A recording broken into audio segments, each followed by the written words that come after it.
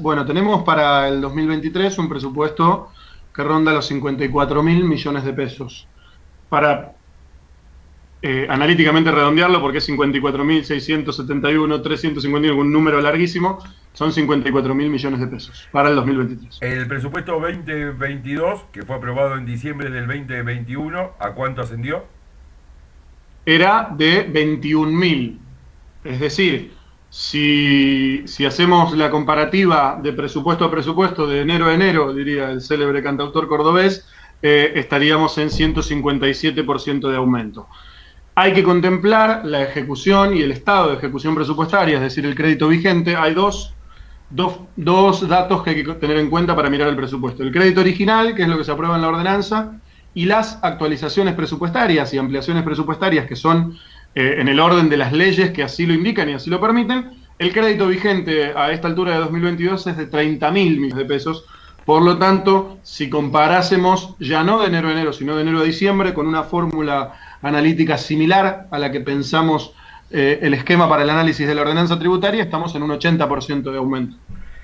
Bueno, vamos a los ítems que generalmente son, no sé si los más polémicos, pero los que más trascienden. Recolección de residuos. Bien, la recolección de residuos sigue siendo un gasto que achicó su participación muchísimo en el presupuesto general. Digo, nosotros estamos en un aumento en el orden de, insisto, de enero a enero, del 99%, es decir, menos que lo que ha aumentado el presupuesto general. Dijimos que el presupuesto general aumenta en un 157, el presupuesto para la recolección, en el orden de cómo analizamos la recolección comparada el sistema actual versus el sistema que teníamos antes, que es el sistema privatizado, aumenta un 99%. Esto indica además que sigue siendo su participación en el presupuesto general, y quiero leer para no errarle a los números precisos, porque es necesario el nivel de precisión. En el 2020, todavía recordemos, con el sistema anterior, la participación en los fondos de libre disponibilidad, que son los fondos de libre disponibilidad, aquellos fondos que no están afectados por ley y que por lo tanto el municipio puede decidir con autonomía sobre ellos, era del 19,9%. Ya en 2021, esta participación, con la modificación del servicio, baja al 9,9%. Para el 2023, baja todavía más y estamos en el 7,8%. Es decir, hay un permanente descenso de la participación del ítem recolección de residuos sobre el total. Esto significa dos cosas. Primero, corrobora que ha sido finalmente exitoso un esquema de ahorro pasando a la órbita municipal el servicio. Y segundo, que hay un crecimiento mayor de los fondos de libre disponibilidad. Esto corrobora, por ejemplo, la ampliación de la base tributaria, que es lo que venimos hablando en notas anteriores respecto del régimen tarifario. Con respecto Los fondos a de los libre números, disponibilidad son los... sí, con respecto a los montos, ¿cuánto es en este presupuesto 2023 lo que tiene asignado a recolección de residuos? Los tres ítems que son centrales para analizar, que son los mismos que analizamos el año pasado, dan 2.900 millones. Esto es mano de obra más la disposición final de los residuos, por supuesto, ¿no? La mano de obra aumentó un 100%, Sí. en detrimento de lo que aumentaron a los trabajadores municipales el 70%. No vamos a entrar en esa polémica. Sí, hay una fórmula que comprende, sí, está bien. Sí. Y lo ejecutado, ¿tenés cuánto termina siendo lo destinado a la recolección de residuos en este 2021? No, porque todavía no está el cierre. Perfecto. Falta el cierre, por eso es un aproximado del ejecutado y del vigente general. Luca, porque vamos a hacer un ping-pong de preguntas y respuestas para que sea más dinámico. ¿Está contemplado la amortización de las maquinarias dentro del presupuesto 2023? Me refiero a la recolección de residuos, los camiones, por ejemplo. Sí, de hecho hay ítems que salen. Por ejemplo, nosotros ya no pagamos alquiler. Vos habrás visto en el debate del presupuesto pasado, como todavía faltaban incorporarse algunos de los camiones que llegaban a través del aporte que hacía el Ministerio de Ambiente Nacional, todavía teníamos una porción de alquileres durante la primera etapa del año. Bueno, para este año ya ese ítem no está, entonces ese es otro punto de ahorro. Y después sí está la amortización de los créditos leasing, que son aquellos que también votamos por ordenanza, construimos una ordenanza que aprobó el contrato de un crédito leasing y compramos con ese crédito camiones para la flota municipal. Entonces, pasando limpio, participación de la recolección de residuos en el presupuesto 2020, 2021 sería, ¿no? Sí, 2021. De los fondos de libre disponibilidad, digo, por eso Sí. es la cuenta que tengo acá, no te quiero decir imprecisiones, es del 7,8%. 2022, De los fondos de libre disponibilidad era del 9,9%. 2023, 2021, 19,9%. 2022, 9,9%. 2023, 7,8%. Interpreté que me preguntaste por el 23, claro, por eso corrijo por eso, la cifra. digamos, para ir mostrando el Sí, ahorro. hay un descenso. La variación es un descenso de la participación, digo, y esto también para tenerlo en cuenta con otros ítems.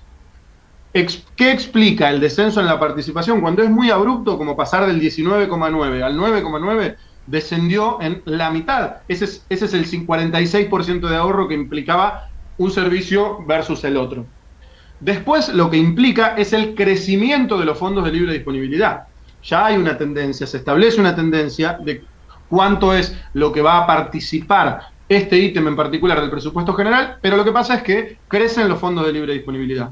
¿Qué significa que crecen los fondos de libre disponibilidad? Que el municipio gana autonomía económica porque sus ingresos vía tasas municipales han crecido. ¿Qué significa que sus ingresos han crecido? Hay que comparar necesariamente con la base tributaria. La base tributaria se amplió y el índice de cobrabilidad está cercano al 75%. Por lo tanto, eso explica, sumado al recobro de deuda, la captación de nuevos contribuyentes que estaban fuera del esquema tributario, eso explica el crecimiento de los fondos de libre disponibilidad, que se componen fundamentalmente de dos vías de ingresos. Uno son los ingresos a través de las tasas municipales y la otra forma es la coparticipación, que también es un fondo genuino municipal, porque ahí también siempre hay una polémica acerca de la dependencia o no en términos de relación con la provincia. La coparticipación es un fondo genuino de los municipios que está establecido en una ley y que son fondos de libre disponibilidad que van al Tesoro Municipal de Libre Disponibilidad. Esos son fondos genuinos porque provienen de la contribución a través de impuestos de los ciudadanos, por ejemplo, de Moreno y de los 135 municipios. Incluso, desde hace mucho tiempo estamos en condiciones de plantear que creemos que debiera revisarse el criterio a través del cual se establece la coparticipación porque Moreno recibe menos de lo que debiera recibir. Siguiendo los temas más sensibles para la comunidad, el tema del fondo educativo. Escuchábamos al concejal Emanuel Fernández a comprometerse de que el 100% de lo que ingrese de fondo educativo por parte del gobierno de la provincia va a ser destinado a obras de infraestructura. Lo que nosotros planteamos es lo siguiente. Cuando describimos el gasto en la Secretaría de Educación, Cultura y Deportes, por ejemplo, hay un crecimiento mayor, más pronunciado en el ítem gasto en personal particularmente, pero un crecimiento más pronunciado del presupuesto de esa secretaría que de las otras. ¿Por qué? Porque un 50% del gasto en personal de esa secretaría, como lo permite la ley, era financiado con la utilización del Fondo de Financiamiento Educativo. Para este año, ese fondo no se va a utilizar para costear gastos en personal, por ejemplo, de la Secretaría de Educación, Cultura y Deportes, y todos los fondos para el gasto en personal de esta secretaría van a ser del Tesoro y de libre disponibilidad. Eso explica el crecimiento exponencial en relación a otras secretarías de esta secretaría en particular, porque tenía dentro suyo un gasto que provenía de un fondo afectado. Entonces, ese gasto proveniente de un fondo afectado se libera ahora para ampliar la inversión que por ley es de mínima como base de un 50% en la infraestructura escolar, y tenemos el objetivo de ampliar eso hasta llevarlo hasta el límite máximo posible, que es del 100%. Ese es el desafío y ese es el objetivo. Por supuesto que después hay necesidades que tienen que ver con gastos vinculados a la educación, por ejemplo, la transferencia al INDEL para el sostenimiento del Instituto de Educación, que es la agraria, del Instituto de Formación Profesional. Digo, hay una transferencia que tiene que ver con un fondo afectado, que es el fondo educativo, que se vincula al sostenimiento. Habrás visto vos que la agraria, creo que estuviste recorriéndola, tuvo un proceso de obra y está siendo refuncionalizada. Bueno, lo que planteamos es vamos liberando, a medida que crecen los fondos de libre disponibilidad, la utilización de los, en este caso, el fondo educativo, para una de sus afectaciones, porque no es que se tomaba prestado el fondo educativo para algo que no estaba contemplado en el fondo educativo. Esto es lo que sucedía antes. Después, ya es una tendencia de los 3 años de ejercicio del gobierno de Mariel, que los fondos afectados se usan para los objetivos para los cuales fueron creados. No se han tomado prestado fondos afectados para costear gastos corrientes, no se han hecho ni se van a hacer, no se proyectan hacer giros en descubierto, solicitud de giros en descubierto. Eso habla de la autonomía y el equilibrio alcanzado por los fondos municipales. Los gastos corrientes más gruesos, que son gasto en personal y recolección, por ejemplo, el fondo de libre disponibilidad, los fondos del Tesoro Municipal, alcanzan para cubrir esos gastos. Según lo proyectado, bueno, a ver, el fondo educativo hasta septiembre de este año fue de 777 millones de pesos. Haciendo números gruesos, un proyectado sería superior a 1.000 millones de pesos en este 2022. ¿Cuánto es lo presupuestado en el fondo educativo en este? ¿No tenés el número? Sí. No te quiero decir una imprecisión, déjame buscar el machete porque son muchos números, pero estamos arriba de los 2.000 millones de pesos. O sea que serían, si no saco mal la cuenta rápido, más de 4 millones de pesos diarios para el 2023 de fondo educativo. Se pueden hacer muchas escuelas.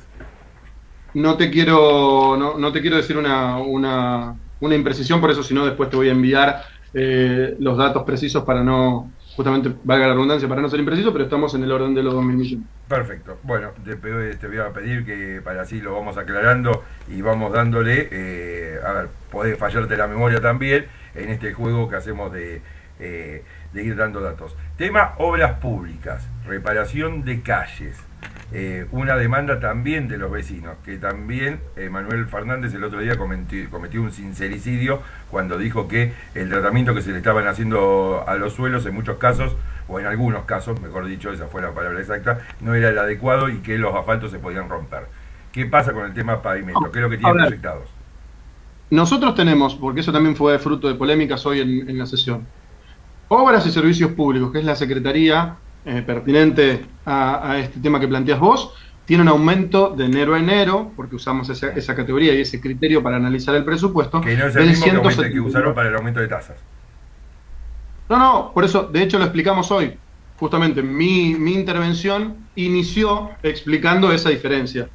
Como todos los números están contemplados con el crédito vigente y aún no está el cierre del ejercicio, por eso vamos a tomar el crédito original y no el vigente. Aún así, mencioné un global del vigente para que se comprenda que uno de los criterios puede ser tomar en cuenta el vigente y ahí el aumento sería del 80%, es decir, estaríamos 20 puntos por encima de la proyección inflacionaria. Dicho esto, de enero a enero, la Secretaría de Obras Públicas tiene un aumento del 179%. Es decir, tiene un aumento mayor al promedio del aumento del presupuesto general. Representa un 22%, es decir, un quinto del presupuesto municipal y un poquito más. Y tiene no solamente contenidas las obras públicas que pensamos desarrollar, porque hay un presupuesto específico para, por ejemplo, la planta faltera, en lo que va de la ejecución de los servicios prestados por nuestra planta faltera municipal, esto es desde agosto del 2021, 16 meses, se han hecho 600 cuadras de asfalto. Esto quiere decir que si no tuviéramos en cuenta fin de semanas y feriados, es decir, si se laburó de corrido todos los días de los 16 meses, se hizo una cuadra, 1.25 cuadras de asfalto por día. Si tuviéramos en cuenta extirpar de ese análisis solamente los fines de semana y se laburó de corrido todos los días de la semana, esto nos da 1.7 cuadras por día. Es muchísimo teniendo en cuenta, y es la primera vez en la historia de Moreno que sucede algo así, que con fondos municipales, que con una estrategia municipal se pavimentan 600 cuadras. Dicho esto, también hay obras nacionales que están proyectadas. Todos los años tenemos este reparo de entender que la afectación de fondos nacionales viene con obras específicas. Otro punto a tener en cuenta que es muy importante es que hay obras que están en ejecución. Por lo tanto, no van a aparecer en el presupuesto 2023, pero van a continuar su proceso de ejecución. Y cito dos: la culminación de la obra de Storni con el ingreso hacia atrás, digamos, hacia el lado del cementerio de la obra, Arralde. y la culminación de la obra Lisandro de la Torre, por ejemplo. También incluyo ahí la culminación del Polideportivo Diego Maradona, incluyo ahí la concreción del gasoducto, que tiene otra fuente de financiamiento, que es una parte del fideicomiso de parques y otra parte de un empréstito que hemos votado también en el Consejo Deliberante. Es decir, vamos a encontrar en el presupuesto la proyección de obras específicas y la continuidad de obras que ya tienen presupuesto asignado, que van a ser actualizados sus presupuestos y continuar su ejecución. Eso hay que decirlo, porque si no el simple análisis pareciera que hay obras que o se culminaron cuando sabemos que no se han culminado o no aparecen como proyectadas. También hay que incluir en esto que los fondos nacionales y provinciales pueden ampliarse, se amplían en el transcurso del año. Esa es la diferencia que se genera muchas veces entre el original y el vigente, y al no tener todavía, por ejemplo, las proyecciones finales de los fondos nacionales, no se pudieron hacer estimaciones de obras, pero seguramente vengan en una ampliación presupuestaria una mayor cantidad de obras que la que incluso estamos suponiendo para el año entrante. Hablaste un dato que me parece interesante, 600 cuadras desde agosto del 2021, si no me falla la memoria. ¿Hay alguna estimación de la cantidad de cuadras que se harían durante el 2023? Mirá, estimamos que se van a poder hacer que vamos a estar en el orden de las 300, porque si vos mirás esos 16 meses, te da 300, más o menos 300 cuadras hechas durante el año 2022. Eso es importante, o un poquito más, incluso, entre 300 y 400 cuadras. Eso es lo que esperamos vuelva a suceder, por eso hay asignado un presupuesto para el mantenimiento y para la concreción de la compra de los materiales y demás, y todo lo que necesita nuestro proyecto de asfaltera, pero digo, ya es un proyecto que está dando sus frutos y que tiene que ver con esto, digo, la ejecución concreta de, digo, si tomamos como punto de medida y como punto de referencia la ejecución presupuestaria diaria, es 1.7 cuadras por día de trabajo formal que se han asfaltado en Moreno, un hecho absolutamente único en la historia de nuestro municipio. Recuerdo que en el presupuesto anterior, justamente como fondos afectados, no recuerdo si de nivel nacional o nivel provincial, o un mix tal vez, alguna de nivel nacional, otra de nivel provincial, había varias calles neurálgicas, que obviamente con la planta asfaltera no se pueden hacer porque necesita hormigón, digamos, es otro tratamiento muy cuantioso. No sé cuánto estará hoy la cuadra de hormigón con cordón cuneta y cruce de esquina, pero debe estar en el orden de los 20 millones de pesos los 100 metros. Digo, en el presupuesto anterior recuerdo, por ejemplo, que estaba Corbalán, que se está realizando, Monsegur, que también comenzó la obra. ¿En este presupuesto se incorporó alguna calle neurálgica importante o destacada para la conectividad de los barrios? Te las voy a ir pasando también. Tenemos, por ejemplo, la continuidad de la ejecución de la calle San Emilio, que también la hemos discutido hasta el fondo. En otros presupuestos, exactamente. La pavimentación de la calle Monsegur, que es una obra importantísima que hemos votado en el transcurso del año 2022. Vos recordarás, en una sesión extraordinaria, para que los fondos finalmente pudieran empezar a ejecutarse. Estamos hablando de la continuidad y la culminación finalmente de la obra de la calle Torni, de la calle Lisandro de la Torre, la culminación de el saneamiento de la cuenca del Arroyo Los Perros. Es una obra que es monumental en términos de su volumen y que sigue estando en ejecución. También está proyectado avanzar y culminar con el parque que se está construyendo en donde otrora funcionara la Feria de las Flores. Yo te había mencionado la culminación del Polideportivo Diego Maradona, el trabajo sobre 11 plazas y su puesta en valor.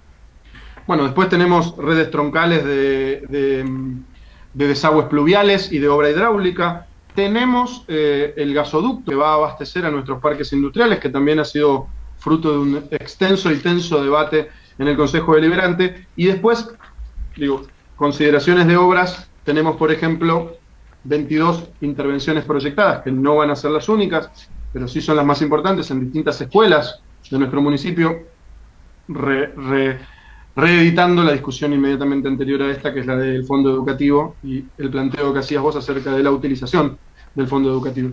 Hay proyectadas muchas obras, algunas son la concreción y la culminación de obras que ya han sido empezadas, otras son obras nuevas, y en el marco de también la proyección económica sobre un año que esperamos sea un poquito menos difícil que el año que se nos va.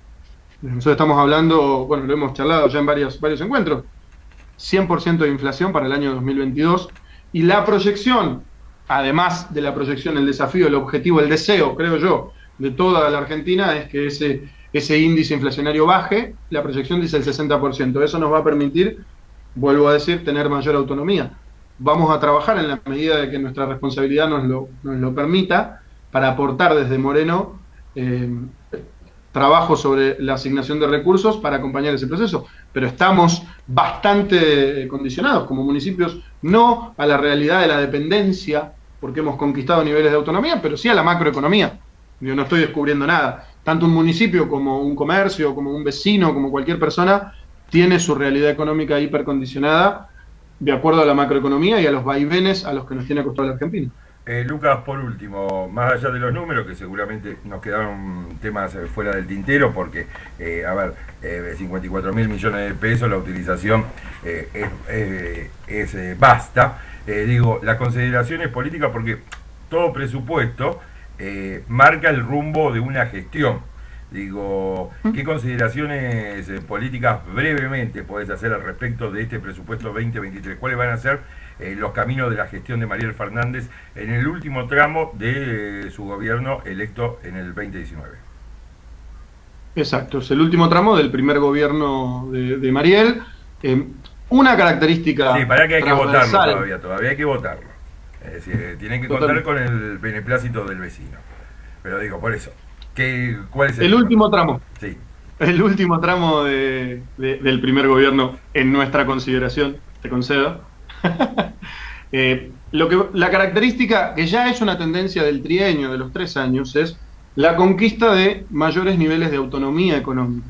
Esa es una característica del presupuesto, el crecimiento de los fondos de libre disponibilidad en un volumen necesario para poder administrar los recursos, la participación de los históricos ítems que se llevaban casi la totalidad del presupuesto de libre disponibilidad, de los fondos de libre disponibilidad, menor, con una participación menor, los ítems centrales, lo que no quiere decir que nominalmente hayan caído, que se entienda esto. El gasto en personal más el gasto en recolección participa menos del presupuesto en general que lo que participaba antes, lo que no quiere decir que nominalmente haya caído en su crecimiento. Entonces, una de las características es la autonomía.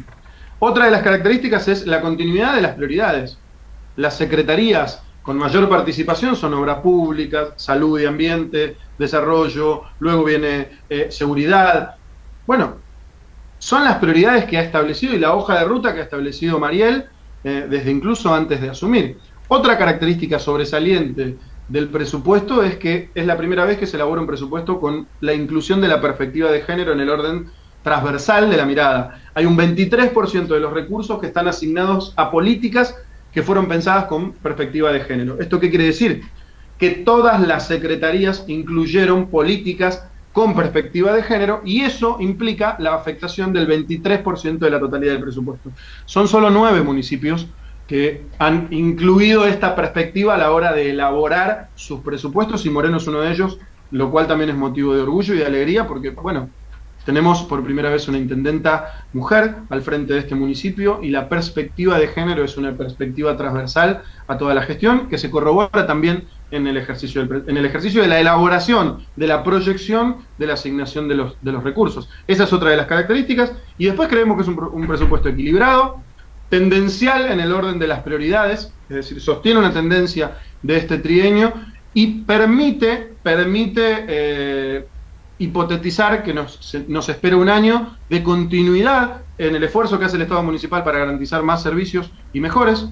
Va a haber ejecución de obras a través de la faltera municipal, va a haber ejecución de obras a través de fondos afectados nacionales, se van a ampliar los servicios de las distintas prestaciones que garantizan las distintas secretarías y vamos a continuar con la política de no tener déficit mensual, que esto también es una tendencia que ha conquistado el Estado municipal y se sostiene. Esto implica haber pagado la deuda con los fondos afectados, haber pagado la deuda flotante, haber reducido hasta cero el déficit mensual. Recordá que cuando asumimos el déficit era de 47 millones de pesos mensuales. Si eso continuaba una tendencia, tendríamos hoy mucho más que eso como déficit mensual y hoy eso no existe. Bueno, es un presupuesto que consagra el equilibrio en las cuentas municipales, una correcta administración de los recursos y una tendencia en la designación de prioridades con autonomía municipal.